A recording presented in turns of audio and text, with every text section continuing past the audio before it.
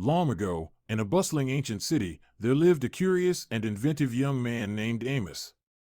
Amos was unlike anyone else in the city. He spent his days tinkering with various gadgets and contraptions, always seeking to create something new and groundbreaking. While his contemporaries were content with their traditional tools and methods of communication, Amos dreamt of connecting people in a way that had never been done before. One warm evening, as the setting sun painted the sky with hues of orange and pink, Amos strolled through the marketplace, observing the interactions between merchants and customers. He noticed how difficult it was for people to communicate over long distances. The only means of sending messages were through messengers or written letters, which were slow and inefficient.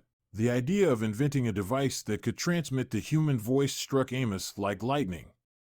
He believed that if he could create such a device, it would revolutionize the way people communicated and bring them closer together. With newfound determination, Amos secluded himself in his small workshop, which was nestled in the heart of the city. He tirelessly worked day and night, experimenting with various materials and mechanisms. He knew that to create the first phone, he needed to find a way to convert sound waves into electrical signals and then back into sound waves on the other end. Weeks turned into months, and months turned into years, but Amos never wavered in his pursuit. He faced numerous failures and setbacks, but each time he learned something new, inching closer to his ultimate goal. One evening, after a particularly discouraging day, Amos sat dejectedly in his workshop, staring at his cluttered workbench.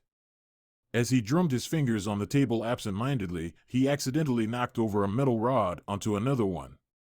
To his astonishment, he heard a faint ting sound. This simple accident sparked an idea in Amos's mind. He immediately got back to work, using his newfound insight to design a device that could convert sound waves into electrical signals using a diaphragm and a coil of wire. When he connected this device to another one on the opposite side of the room, he could hear a faint, but unmistakable, sound transmitted through the wire. Ecstatic with his progress, Amos continued to refine his invention. He soon built a more sophisticated prototype, capable of transmitting clearer sounds over a longer distance.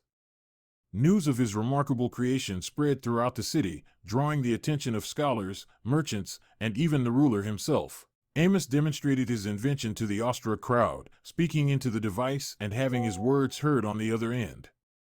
The assembled spectators marveled at this groundbreaking achievement. The ruler, recognizing the potential of the device to enhance communication and trade, generously supported Amos's research. With newfound resources, Amos further refined his invention, making it smaller, more portable, and easier to use. He replaced the cumbersome wires with copper cables and improved the sound quality significantly. Finally, on a historic day, Amos showcased his latest invention to the world. It was a compact device that he named the voice transmitter. With the flick of a switch, people could now communicate across distances as if they were standing right next to each other. The impact of Amos's invention was immediate and transformative. The voice transmitter became a sensation, and demand for the device spread like wildfire.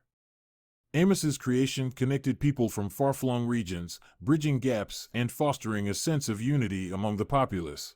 As time passed, Amos's invention evolved and was refined by successive generations of inventors, eventually becoming what we now know as the telephone. But it all started with the ingenuity and relentless pursuit of a young man named Amos, who dared to dream of a world where distance was no barrier to communication. His invention changed the course of history, forever shaping the way humanity interacted and connected with one another.